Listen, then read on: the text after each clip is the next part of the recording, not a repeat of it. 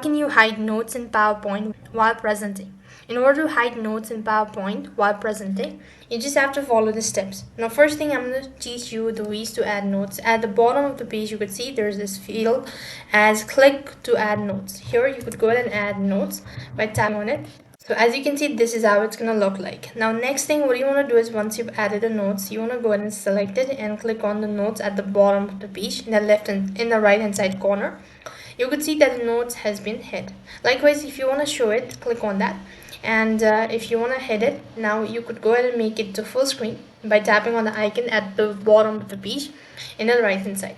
So when you actually do this, you could see at the bottom of the page there's the three-dot icon. Click on it, and when you go to show presenter view, as you can see that the notes is hid.